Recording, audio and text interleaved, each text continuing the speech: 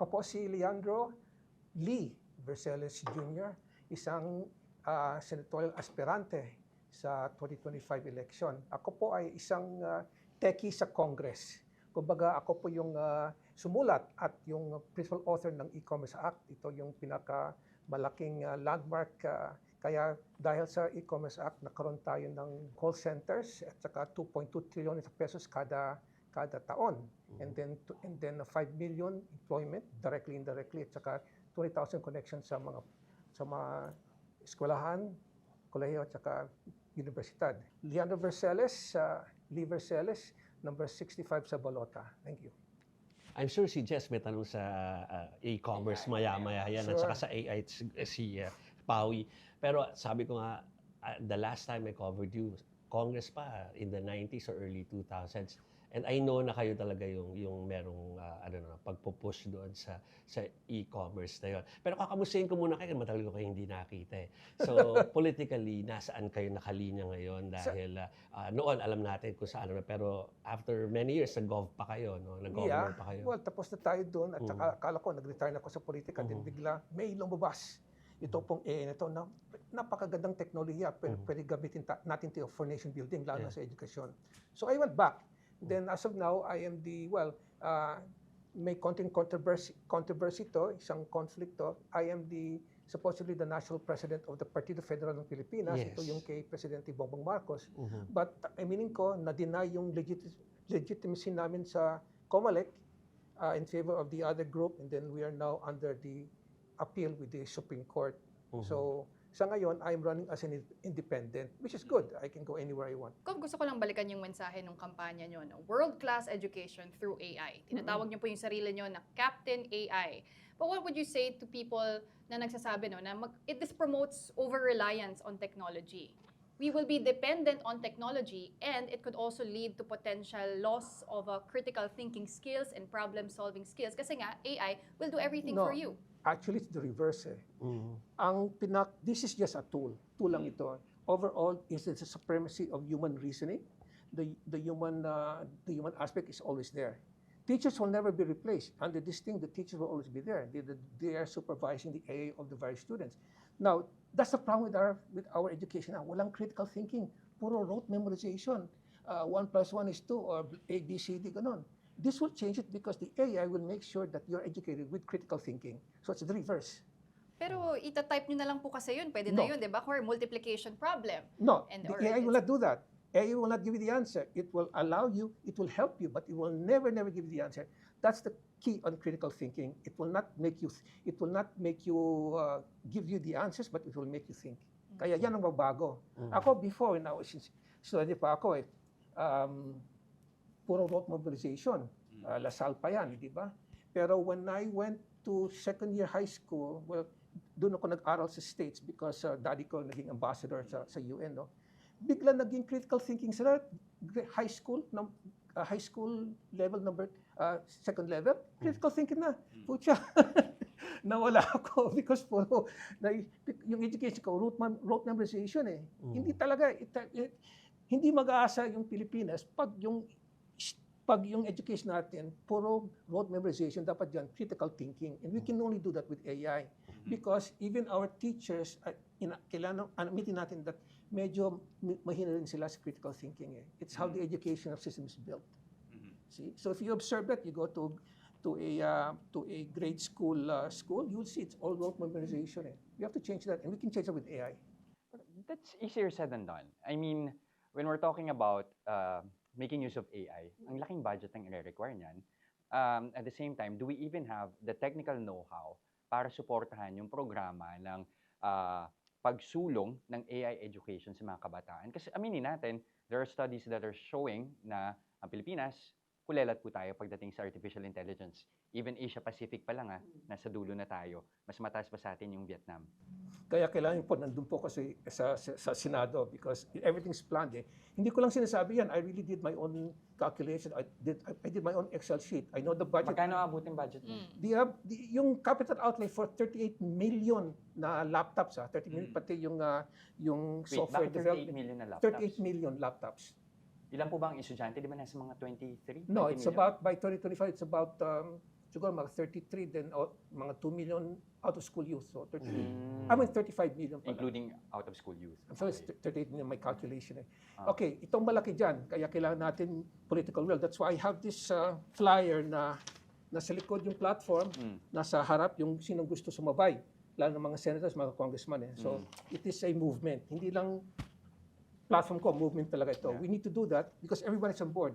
What we're going to do here is we're going to make a law para at least makakaroon tayo ng budget allocation dito.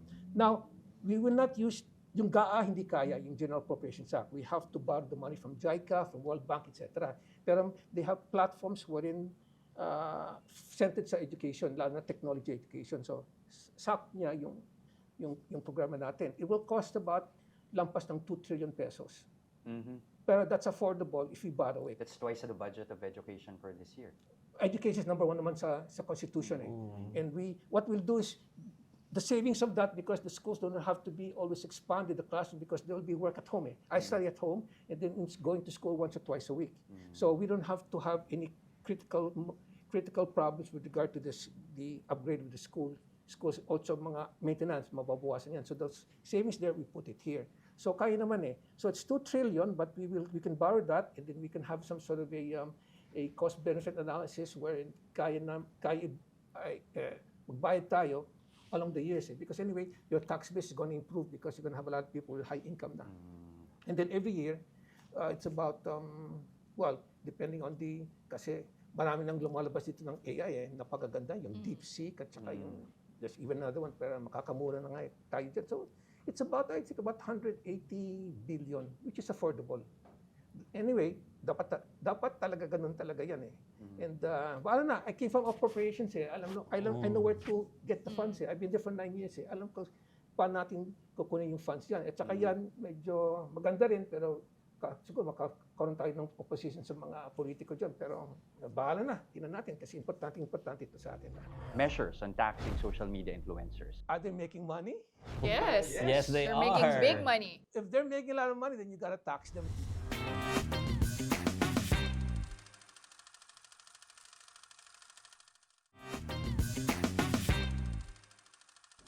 Yun ang expertise din ni Sir, yung e-commerce and tech. How about taxing social media influencers? I'm sorry?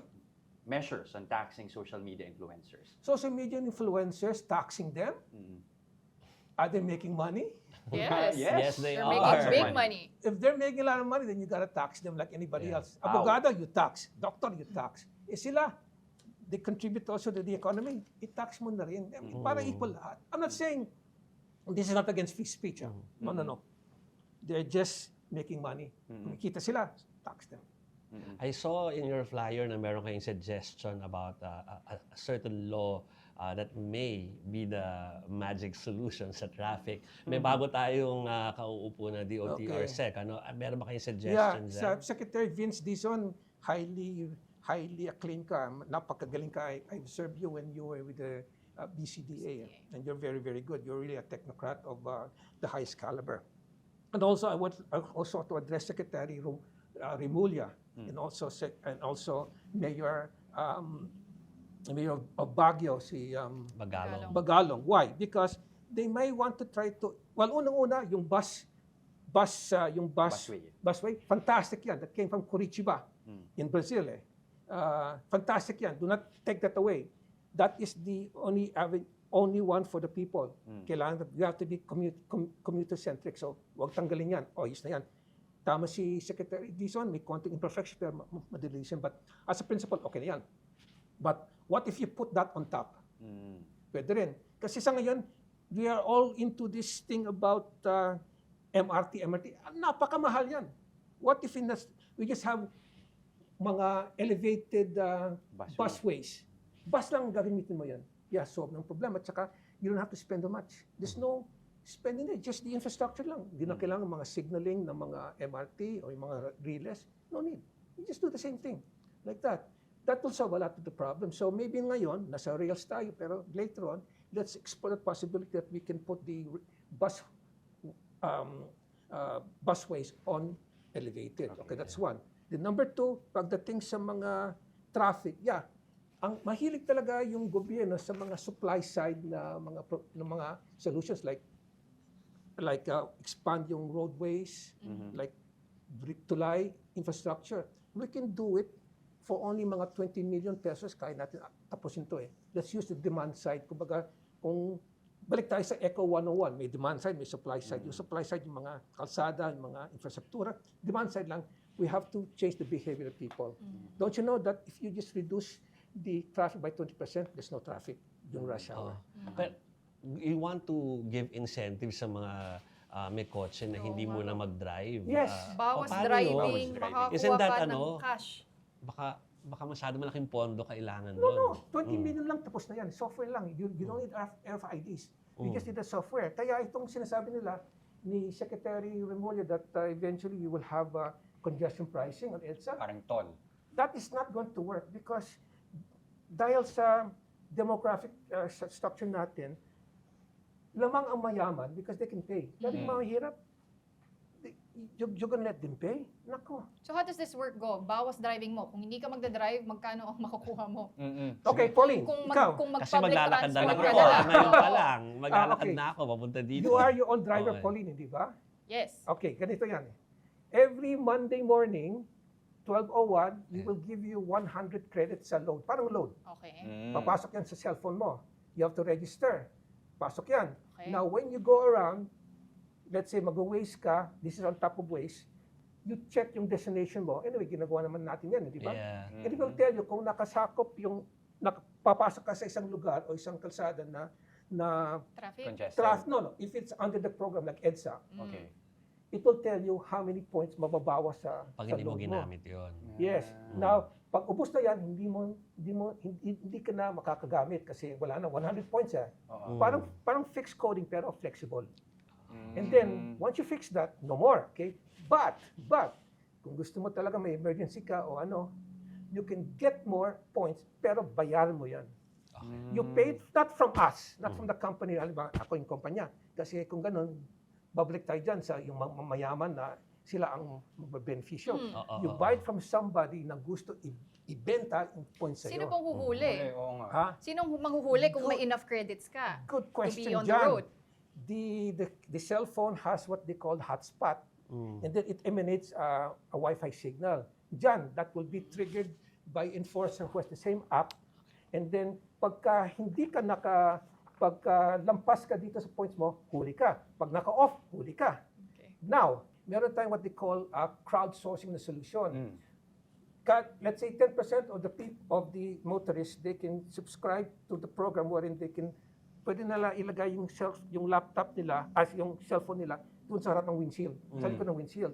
It will take pictures of the license plates. Yan, wag mo intindihin, basta nandyan lang yan. Hindi, privacy issue yan. No privacy issue.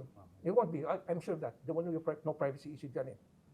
Anyway, license plates that's common. It's not an issue of privacy. License plate is an emanation of or a licensing feature of the government. So you can take license plate pictures. Now, what happens there is, when you take that, pupunta yan sa server, din maayos yan. Na ito pala, tao nito, hindi pala pwede siya dyan kasi hindi siya nag-register dun sa time na yun. At saka sa area na yun. So, he will be caught off. Pero we have to wait for the Supreme Court because they're still deciding on the contactless apprehension. 20 million lang yan? Yeah. Sabi mo? Sure.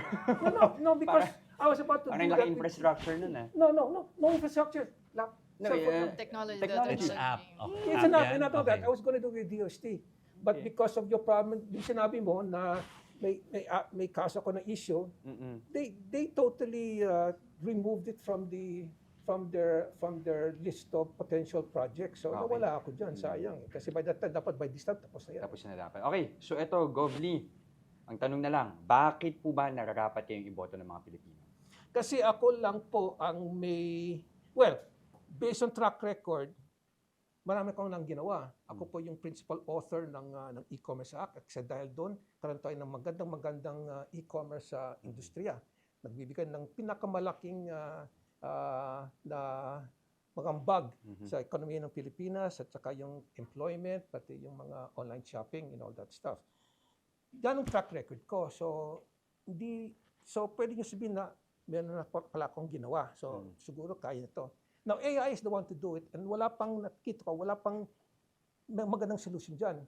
Now, AI can solve problems. Of course, may issues dyan, but pinaka-focus na dapat natin ay yung education. If you can do that, 1:1 education, lahat ng mga issues na napapansin nyo, talagang medyo, mawala yan. So, yung pinaka-ugat ng problem natin is access to quality education. We can do it with AI and 1:1 education.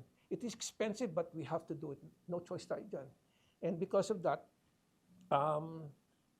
well, by that time, wala na tayo dyan. Kayo, baka nandyan pa kayo, pero ako, wala na ako dyan. But at least by that time, we will have a country that everybody will be highly educated. Pagka ganyan, nako, parang maging first world country na tayo in 2050. At saka hindi yung bola-bola, talaga gagawin natin yan eh. Basta, important thing is, we have to educate. Dapat sa education natin. Alright. Thank you. Gov. Lee Verceles. Salamat po, sir. Thank you. Sige. Maganda kasi hindi yung questions, gustong-gusto ko kasi anything under the sun eh. At saka yung mga questions diyan na yung mga hindi ko kalain tinanong. So okay lang yun. I'm happy with that, and I was able to explain also that my side about the controversy about the Sidigan Bayan. Okay na yan because totoo lang, 5,000 pesos lang naman eh. At saka hindi gagawin yan ng korte at saka sa prosecution kung may ebidensya. Talagang walang ebidensya. That is why they did that.